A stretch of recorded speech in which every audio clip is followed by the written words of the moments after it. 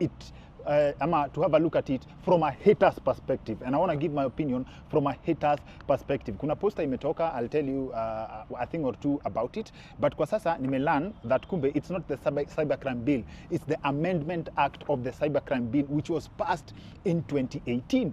Now, some of the concerns people have ni if you criticize the president, itakupatia 20 million fine.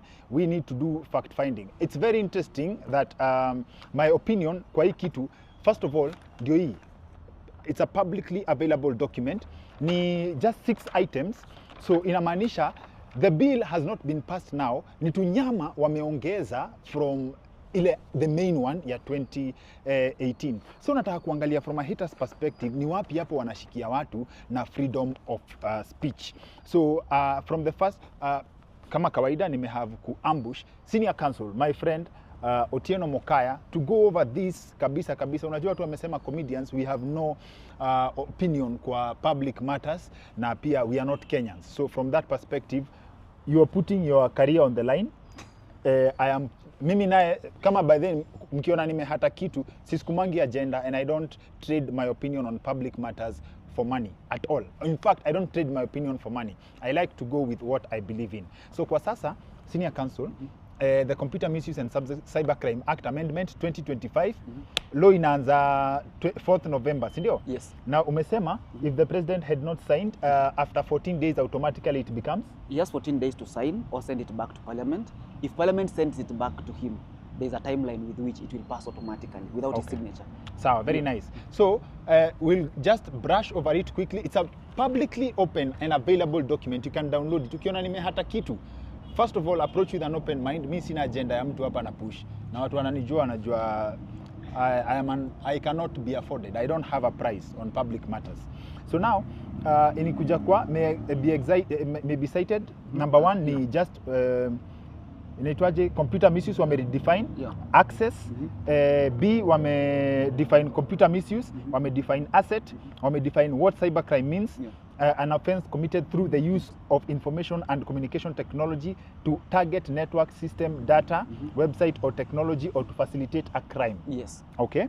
Identity theft, wameenda, they are going after wale watu wa sim swap na nini. But kama simu yako imeswapiwa, of course, this is one of the areas zenye unasikia you cannot be ukishikwa nayo without this hawezi kuprosecute. Yes. So the first aspect of this amendment is to redefine or include other aspects of technology misuse into law, because you can't be convicted or even prosecuted for something that is not outlawed in written law. Okay. So what it has done, it has brought in other definitions or other aspects of computer misuse and cybercrime into the definition of the law. 100%. So nataka tuende ndio nitafute ile place ya criticize government official president, you could pay up to 20 million, so that I know mimi na criticizing in good faith, ndio nataka nijue kama I need to close my Twitter account immediately. So next wamesema terrorist act, or no one supports unless you supporting terrorism. Kuna virtual account means digital account. Section 3 principal act is amended by inserting the following paragraph immediately after paragraph, where kwa JA, where it is proved that a website or application promotes unlawful activities, inappropriate sexual content of a minor. By principal act, they mean the Computer Misuse and Cybercrime Act 2018. So sexual content of a minor, terrorism, religious extremism, cultism, issue a directive to render the website or application inaccessible. So hapa wale wanaweza kuwa na shida nayo ni wase wanafanya child pornography, terrorism, religious extremism na cultism if proved. If proved. So jamaa hizi kuja aseme na feel. Okay, sawa. So now kuna hii ingine tena section 4, tunaenda kumaliza, ni just 6 items. Section 4 inasema of the principal act is amended in subsection 1 by inserting the words or is most likely to cause another person to commit suicide immediately after the word person appearing in paragraph B. So inamaanisha you can be mtu akicommit suicide na ulimwambia kitu, inamaanisha you can be charged with murder indirectly. So the amendment of section 27 is the items 1, 2, 3 that if you did could be an offense that could attract 20 million fine. So what we have added here, if you convince somebody through the internet or use of technology to commit suicide, then you fit into that punishment. into that Oh, offense. na example wanasema ni shakahola. So if I come and tell you that you are poor now because you're supposed to be rich in another spiritual realm, so now what you do so that you be rich tomorrow is to die first, then I fit into that description and I've committed that crime that exposes me to a 20 million fine through the 2018 Act. Wazi. So far mpaka kwa section ya 5, right? Mpaka kwa section ya 5 sijaona kitu yote. Please, it's a publicly open document na hii si agenda ya mtu tunapush. You can verify this by reading this for yourself. Mpaka hapo hakuna noma. Mimi natafuta mahali pa ku criticize ama freedom of expression for the Amendment Act. Number 6 wanasema where a person has been convicted of an offense related to promotion of unlawful activities, hiyo ni inappropriate sexual content of a minor, terrorism, wamerudia hiyo tena. Order the person to remove the content from the computer system website. B, the person to close or deactivate the computer system. So far hiyo, unless una Actually, support YouTube does that. again. YouTube, TikTok does that already. Okay.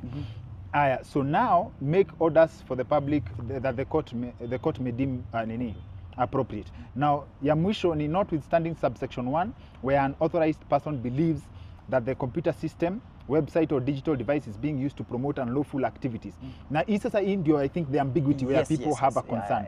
To promote unlawful activities. What is unlawful activities? Unlawful activities, you know, tumalize kwanza, let's finish.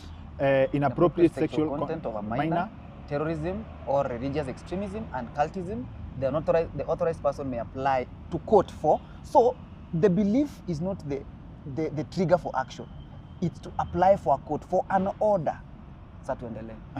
An order for removal of the content or materials from the computer system or digital device. An order for closure or deactivation of the computer system, website or device. Now, so, unlawful activities. So, these unlawful activities, yes, it's vague, but the action point is not the belief. The action point is to apply to court for an order. So, a policeman or somebody in authority cannot come and tell you to do things. They have to come with a court order, giving them that power to order you to do that closure. Okay. So the belief by a person of authority is not where the action is triggered, is the court order that triggers that action.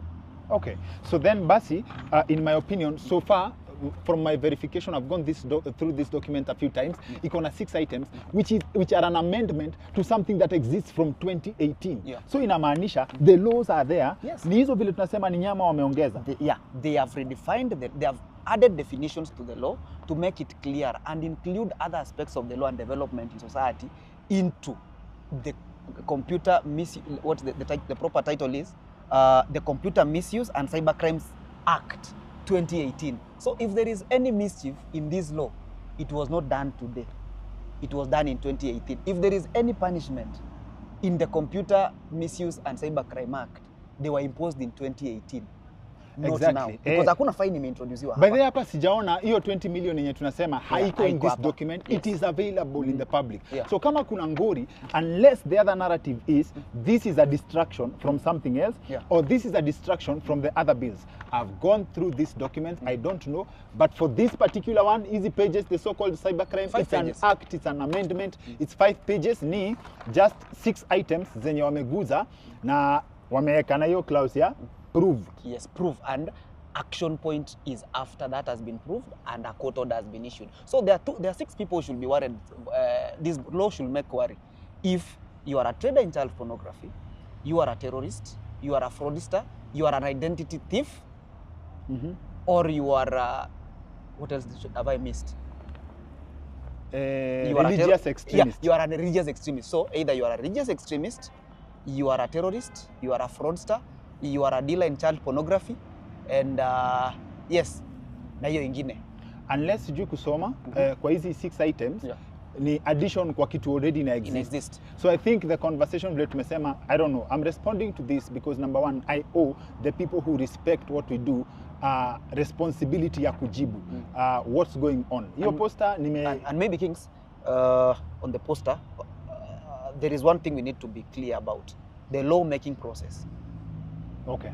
For a bill to become law, there is a first reading, which Parliament discusses a law. The law is tabled in Parliament. There is the second reading, which includes public participation. There is the reporting stage, then third reading, then presidential assent. These things don't happen in one day. They happen over a period of time, maybe 4 or 5 months. So also the narrative that this law was hurriedly passed Maybe it was hurriedly assented to, but not hurriedly passed. So now hapo kidogo kuna hiyo issue ya timing, which I don't know how to address that. Timing, it could be wrong or right. Sawa, tusiende hapo. So now the process of passing a bill is known. Yes. Is that the same process of passing an act? A bill turns into an act after presidential assent. Sasa, the bill was passed in 2018. The law was passed in 2018. Yes. This amendment was assented to on the 15th. Sawa. So do this have the same process? Do this require the same process, the bill, public participation? Yes. Then what is so hard to a law about? Is the same as passing of the same law. Unless I'm wrong. Wadau, ni wapi tumekosea kwa hii kitu? Ni just 5 pages na you can verify for yourself. Cybercrime bill, as it has been